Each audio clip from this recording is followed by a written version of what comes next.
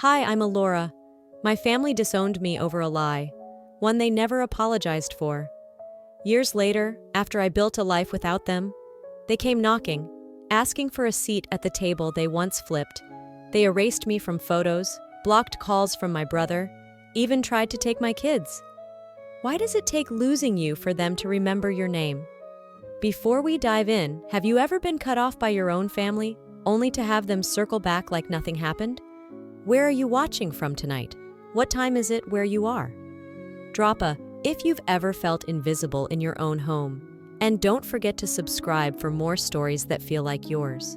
The rain fell in a soft rhythm against the windows as I folded tiny shirts into uneven stacks on the couch. Celine was coloring on the hardwood floor beside me, her hair tied up in that lopsided ponytail she always insisted on doing herself. Noah was rolling his plastic dinosaur over the coffee table legs, occasionally roaring like a beast on a mission. It was calm, the kind of quiet that felt earned. Not just the end-of-day stillness, but the kind of peace that grows after chaos, like grass after fire. My house, my life, had taken years to build into this kind of silence. Then the doorbell rang, not in a rush, not frantic, just steady, measured, as if the person on the other side already knew I was home. I set the last shirt down. My hands felt heavier than they should have. Noah stopped growling. Celine looked up. "Is it Daddy?" she asked. "No," I said. "Stay here." I opened the door, and there he was, Walter Griggs, my father, standing beneath the porch light like he belonged to another timeline, dressed in a beige coat that looked too formal for the moment. His hair was thinner, his eyes smaller, but the way he held his shoulders, it was exactly the same, stiff with pride. "Hi, Elora," he said. "Can we talk?" I didn't answer. I didn't breathe. Then I closed the door. No slam, just a click. I walked back into the living room. Celine asked who it was. I didn't respond. I sat down and picked up Noah's dinosaur. It was cracked slightly at the leg. He hadn't noticed. I held it tighter than I meant to. My knuckles turned white. From the kitchen, Caleb's voice drifted in, casual. "Everything okay?" "Wrong house," I said. He believed me. Or at least he didn't press. But that lie, it stuck in my throat like a splinter. Small, sharp, impossible to ignore. That night, I couldn't sleep. I sat in the hallway with the lights off, my back pressed to the wall across from the front door, the same door he stood behind. My chest felt tight, as if my ribs were closing in. My notebook sat open on my lap, the one I never used for lists or tasks, just for thoughts I didn't want to say out loud. I wrote, "He came back, but I'm not sure I want him to." I looked at those words for a long time. Then I closed the notebook. At 2:13 a.m., my phone buzzed. Blocked number. I didn't answer, but I listened. His voice on the voicemail was softer than I remembered. Not warm, just unsure. "I know I don't deserve this," he said, "but I had to see you." I deleted the message, but I didn't empty the trash folder. Just because a ghost knocks doesn't mean you have to let it in. Caleb came home later than usual. The bell above the bookstore door must have chimed more than 100 times that day, but the one that lingered in his memory, he told me, was from a man who didn't buy a single book. "He was older," Caleb said as he toed off his shoes. "Gray hair, tall, said he was just passing through. But he asked a lot of questions, like about the neighborhood, about schools nearby." I had a towel in my hands, half folded, and my chest froze around my breath. "Did he say his name?" I asked, voice too even. "No," he replied, "but he looked like you." Dinner was quiet. Caleb hummed something while rinsing dishes. The kids argued over whose turn it was to pick a bedtime story. And I sat at the table, chewing but not tasting, that one line replaying in my head like static. "He looked like you. They always find ways in. Not through doors anymore, but through the people you trust." After the kids were asleep, I slipped into the office, opened my laptop. I wasn't sure why I did it. Maybe some sick part of me was hoping I was wrong. Maybe I needed to confirm it, just to know I wasn't spiraling without cause. My inbox had a new message. Subject: "No expectations, just honesty." I clicked, against my better judgment. Again, it was from Kyle. "I know I'm the last person you want to hear from, the email began. "But I'll be in Seattle next week. I just want a chance to say sorry, face to face. I owe you that much." My hands trembled. My throat tightened. I wasn't 24 anymore, but my body still remembered what it felt like to be accused, to be branded, to be exiled without trial. I remembered the headlines, the whispers at the grocery store, the pitying stares from people who knew too little and judged too quickly. He was the match, but my family, they were the ones who let the fire burn. "He should be in jail," I whispered to no one. "Not in my inbox." Caleb knocked gently on the doorframe. "Everything okay?" I turned, the screen dimming behind me, email still open. I didn't cry. Not yet, but the weight of it pressed on my lungs. "They're circling me," I said. "One came through the door, one slipped through the wires." He walked over, placed his hand on my shoulder, didn't ask, didn't press. I closed the laptop, then opened it again, clicked delete, then hovered. My thumb paused over empty trash. Almost. Later that night, I sat at the hallway's end again, same spot as before, same angle facing the front door. But this time, I wasn't watching it. I was listening to the baby monitor on the table beside me. Noah coughed in his sleep. Celine mumbled something about cookies, and still, all I could hear was that subject line echoing in my head. "I'll be in Seattle, and if he finds me, what does he think he deserves?" I changed my email password. Then I updated the door code. Again. This time, I didn't leave it written anywhere. They don't need permission to come back. But I do need boundaries to keep them out. The envelope came wrapped in plain brown paper, wedged between a grocery flyer and a pediatric dental postcard. My name was handwritten in a way only one person still wrote it, careful, slanted slightly to the left, like the letters had just been taught how to stand. Amy. I hadn't spoken to her in a while.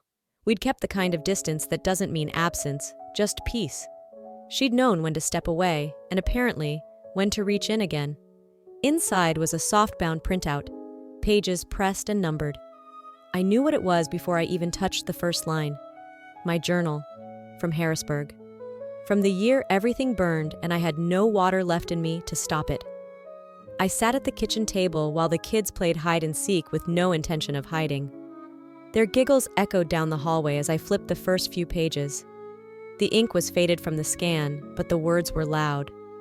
I ate saltines again, third night in a row. Window unit broke, slept on the bathroom floor where it was cooler. Called 3 shelters, no beds. I kept reading. Panic attack at the gas station, pretended I was looking for gum. Met a woman named Dina. She gave me a banana and didn't ask why my eyes were red. Caleb walked in with a tray of snacks, paused when he saw the printout. "You okay?" I nodded, too quickly. He didn't ask more. That night, after everyone had gone to bed, I sat with the lamp turned low and read the page that took something out of me. If I don't wake up tomorrow, would anyone know I was ever here? There was no punctuation, just that sentence, alone on the page, hanging there like breath you forget to exhale. It wasn't shocking. It was remembered. Not the drama of it, not the despair, just the truth. The feeling of being so hollow, so gone, that the idea of not existing felt more like relief than tragedy. I didn't cry right away. I just stared at the page. My hands stayed open on my lap, like they were still waiting to catch something that had already fallen. Then I cried, quietly, bitterly, not out of pain, but out of knowing I had been that girl, that lost, that invisible. I walked to my children's room. They were both tangled in sheets, sweaty from sleep, peaceful. I sat at the edge of Noah's bed and watched his chest rise. He made that little clicking sound he always made when he dreamed. Celine stirred, mumbled something about marshmallows. They didn't know, and maybe they never would. "They don't know I almost didn't make it to them," I whispered. I leaned over, kissed her forehead, then moved to Noah and wrapped his tiny fingers in mine. They were real. They were here, and I was here. Because something in me, barely breathing, barely flickering, chose to stay. The next morning, I wrote a note on a sticky pad. "Thank you for reminding me why I walked away." I slid the journal back into the envelope. I didn't burn it. I didn't rip it. I placed it in the drawer under a locked file labeled, "Truth I Lived Through." Sometimes survival isn't loud, it's quiet. It's choosing to wake up anyway. It started with a ping. I was sifting through old emails while the kids were at school. Nothing urgent, just cleaning digital corners. Then a PayPal notification popped up. A name I didn't recognize was listed under a completed transfer, flagged as archived. I clicked it open. The date was from years ago. A note attached read only, "For warmth. Sender, A. Griggs." My hand hovered over the trackpad. I opened the history and scanned. Month after month. Always $150, always for warmth. My breath caught in my throat. It couldn't be. I grabbed my phone and called Amy. "Did you know Aaron was sending me money?" I asked. A pause, then her voice, soft like I hadn't heard in years. "We both thought you knew, Elle." I didn't. Back then, I was sleeping in a room that didn't have heat, relying on canned soup and tea bags from shelters. I used to think God sent me luck through strangers, but it wasn't strangers. It was my brother. I logged into my old phone number using a recovery tool. Messages flooded in, hundreds. "Sis, I believe you. I'm sorry for what Mom and Dad did. Please let me know you're okay. Don't give up, please don't." I scrolled through them all, each one a spark too late to light the dark. I didn't cry, I just sat there, numb, as the truth filtered in through digital dust. Then came the memory, one I'd buried so deep I didn't think it had breath left. It was the coldest night in that Harrisburg room. The window had cracked from frost. I'd curled up by the gas stove, convinced no one would notice if I didn't wake up. But earlier that day, a payment had come through. Enough for bread, enough for tea. It had kept me from choosing silence, and I never knew. I whispered into the empty room. I didn't survive by accident. I survived because someone insisted I did. The grief came later, slow and quiet. Not for myself, but for all the things I could have felt sooner if someone else hadn't decided I wasn't worth reaching. I found Aaron's number in my contacts. It was still there. I called. It rang. Then a voice I hadn't heard in nearly a decade answered. "You finally got them, huh?" "Yeah," I said, breath thin. "I did." There was a long silence, but it wasn't heavy, just tired. "I never stopped," he said.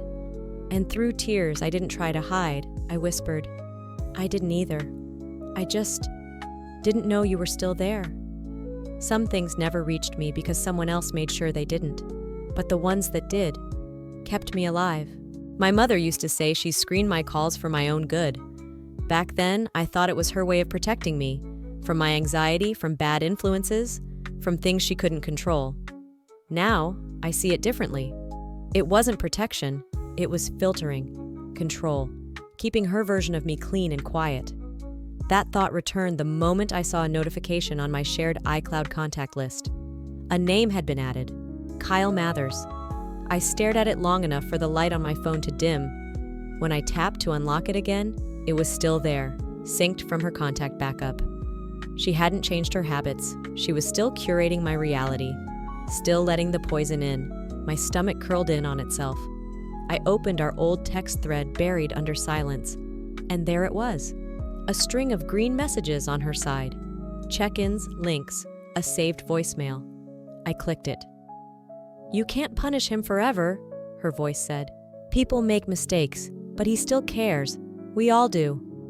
I closed my eyes. My skin flushed, hot and prickly. A mistake. That's what they were calling it now. I walked straight to my drawer, yanked it open, and pulled out the letter that had arrived days earlier. I hadn't opened it. I already knew the cadence, soft script on floral stationery. Sentiment wrapped in self-preservation. But I opened it anyway. The lines read like a poem written by a woman who'd never bled for anyone but herself. "Family is forever. We all suffer differently. You were always the strong one." No apology, not even a shadow of it. Just this gauzy appeal to emotion, as if proximity to blood erased every bruise. I read the letter out loud to Caleb that night. My hands didn't shake until I finished the final line. He didn't say much, just leaned forward, elbows on the table, and waited. "If she thinks this is going to make me come running back," I said, "she's more delusional than I remember." "What do you want to do?" he asked. I didn't pause. Tell her I'm not her daughter anymore. He didn't flinch. He just nodded, like that was the only reasonable thing left to say. I opened a new message. I kept it short. You're not invited back into my life. Not as a mother, not as anything. I stared at it. 5 minutes passed, then 10. Then I hit send. The screen dimmed as if exhausted from the weight of it. And for the first time in years, I exhaled without fear of who might be listening. One less voice I'll ever need to explain to my kids, I whispered. Sometimes family is the first line you draw, and the first one you have to cross out. I wasn't looking for anything. Just checking my email on Caleb's laptop, halfway through scheduling a parent-teacher meeting and ordering more multivitamins. That's when I saw the file. Family Legal Draft 2019. It was tucked in a folder named MISC. Nothing unusual, but the title stopped me. My fingers hovered. I clicked, scanned letters, lawyer headers, dates, my mother's name, Darlene Griggs requesting legal advice on emergency guardianship. The children listed: Noah Hart, Celine Hart, date of inquiry, 4 days after I gave birth. My lungs turned to glass. I sat back in the chair, feeling everything tip sideways. I could still remember the bruises from labor, the sting in my lower back, the loneliness in the hospital room where no one came. Not a flower, not a card, not even a call. And while I bled and held 2 crying infants to my chest, she was planning to take them from me. I stood up, walked to the bathroom, locked the door. I slid down the wall and sat on the cold tiles, arms wrapped around my knees, breath tight in my ribs. For the first time in a long time, I didn't cry. I didn't scream. I shook. A knock came gently. Elora? Caleb. I unlocked the door, didn't speak, just handed him the laptop and pointed at the screen. He read, scrolled, read again. They weren't trying to help, he said, voice low. They were preparing to replace you. I nodded. Not because I agreed, but because I'd always known, deep down. Some truths don't hit like thunder. They sink like anchors. They're not coming near my kids, I said. Not now. Not ever. My voice didn't rise. I wasn't yelling. I was stating a fact. The fury had hardened into something colder than rage, resolve. 2 days later, a family friend sent me a video from the last Griggs gathering. "Auntie, look at this," she texted. "You're probably in a few of these slides." I clicked. Photos faded in and out to classical music. My siblings, their kids, birthday cakes, family dogs. Then it appeared. A photo I remembered from when I was 10, standing on a picnic table with a missing front tooth, laughing too hard. Only, my face was blurred out. Subtle, but deliberate. I wasn't there. And yet I had been. Later in the video, Kyle appeared, sitting next to my father, smiling. My heart didn't break, it retracted. That night, when the kids were asleep and the moon hung low like an apology no one meant, I gathered the printed draft of the legal letters and that edited photo. I placed them both into a metal bowl on the back porch, struck a match, dropped it in, watched the smoke rise in quiet curls. "That's the last time you try to rewrite who I am," I whispered. The flames didn't roar. They flickered, like a cleansing.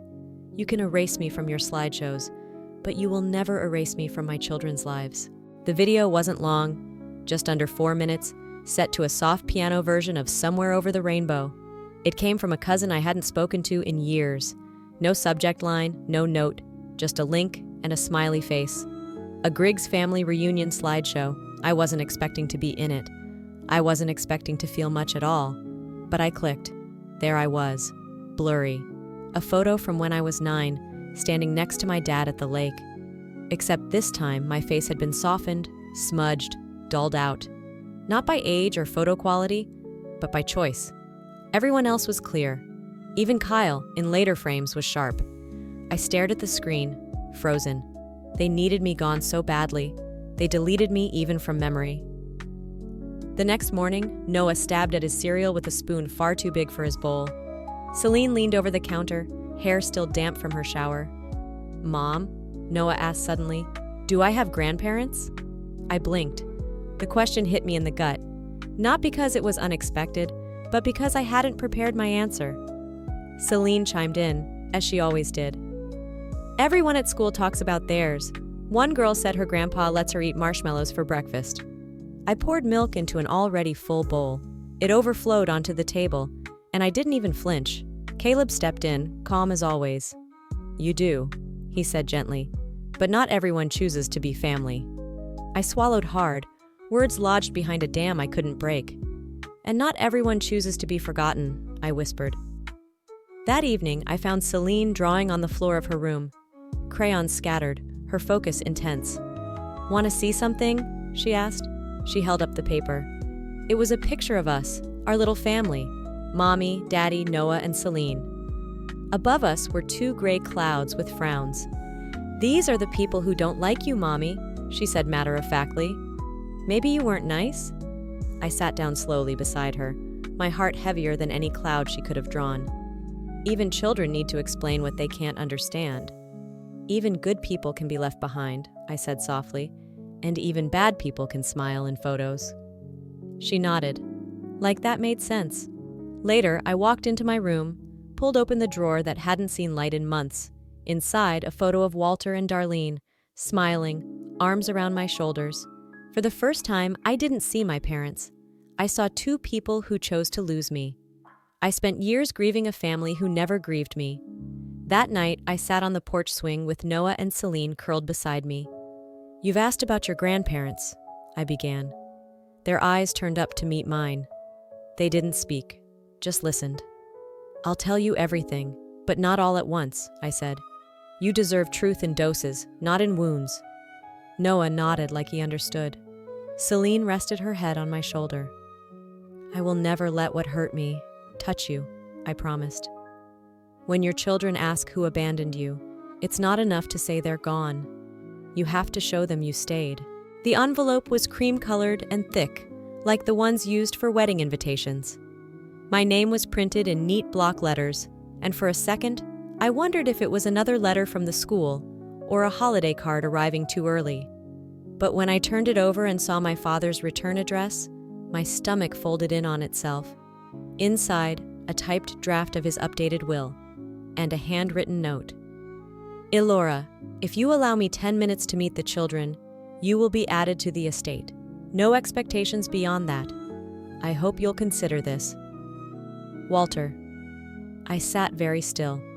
My lips parted slightly, not from surprise, but from the quiet disgust that comes when someone shows you exactly who they still are. I unfolded the draft and scanned the document. Legal phrases wrapped around cold clauses. I wasn't named, not once. I was referred to as third-party beneficiary, conditional contingency clause A1. I laughed, a soft, bitter exhale through my nose. "They used to call me dramatic," I murmured. "Now they can't even call me by my name." Caleb sat next to me. He didn't touch the paper, just reached for my hand. "This isn't about money," I said. "It never was. It's about control." He didn't argue. He didn't need to. A flash of memory flickered. My father in the old kitchen telling me at 17, "Everything in this house is mine, including your future." Now, in my own house, I whispered, "Well, this house is mine now." I opened my laptop and began typing. My fingers didn't hesitate. "Walter, your legacy is yours to pass down. I'll build mine from scratch. Do not contact me again." I hit send. Then I deleted the draft, deleted his contact, emptied the trash. That night, I was folding towels in the laundry room when Caleb opened the front door. "Someone knocked," he called softly. No one was there, but on the doormat, a sealed manila envelope. Inside it, the original will. A sticky note taped to the front. "I guess you were right all along. Dad." I picked it up, didn't flinch, didn't cry. I walked inside, closed the door, and dropped it into the fireplace without opening it. When someone writes you out of their story, you don't beg to get back in. You write your own. The rain was soft that morning, just a hush against the windows, like the world was exhaling with me. Noah was playing with a toy spaceship on the rug. Celine was wrapped in a blanket, flipping through a picture book upside down. Caleb passed behind me with a coffee in hand, glanced at me the way he always does, carefully, without pressure. "You okay?" he asked. I looked up from my mug, steam curling into the air like a whispered yes. "I think I'm more than okay," I said. I think I'm enough. And for the first time, I meant every word. Later that day, when the house was quiet and the rain had turned to mist, I pulled out a small wooden box, the one with a latch that never quite closes right. I'd labeled it years ago, Unopened History. Inside were the pieces I had refused to let go of but never truly held. Walter's will, both the draft and the sticky note. Darlene's letter, with its tidy loops and hollow reassurances. Kyle's email, printed once, never replied to. And that photo, my blurred face at the lake. I slid each one into a padded envelope, sealed it, wrote on the front in black ink, "For my kids, someday, if they ask." Then I tucked it at the back of the closet, behind a stack of board games and a half-used yoga mat. Not to hide it, just to stop reliving it. That evening, I sat with the kids on the porch swing. The sky was soft with leftover clouds. The air smelled like wet grass and lemon soap. "You remember when we asked about Grandma and Grandpa?" Noah asked. I nodded. Celine reached for my hand.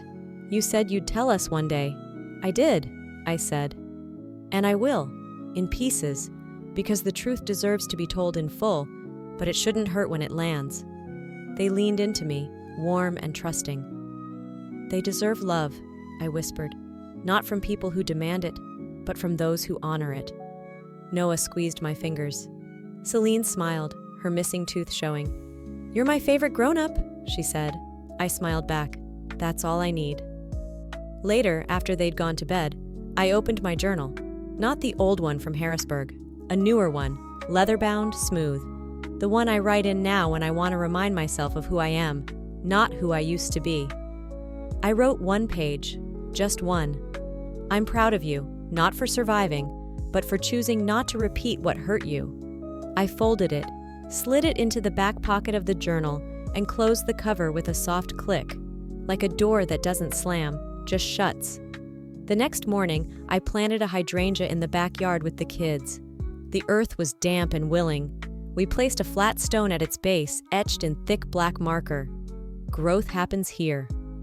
I brushed the dirt off my palms, stood up and looked at my family. Messy-haired, muddy-kneed, full of questions and light. I came from silence, was raised by absence, but now I raised something real.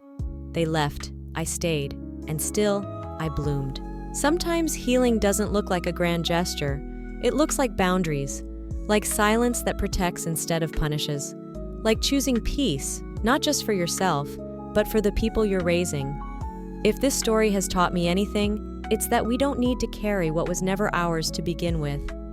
You don't have to prove your worth to people who made you feel invisible. You don't owe access to anyone who once denied your existence. And most of all, you're allowed to grow without their permission. What about you? Have you ever had to choose between family and your sanity? Between being understood and being whole? Let me know in the comments. Type 1" if this story touched your heart, or tell me where you're watching from. And if it didn't resonate with you, I'd still love to hear your thoughts. What would you have done differently? If this story felt honest, raw, or real to you, please don't forget to hit subscribe so you won't miss the next one. This channel is where we tell stories that aren't always easy, but always matter. And maybe, just maybe, it helps someone out there feel a little less alone.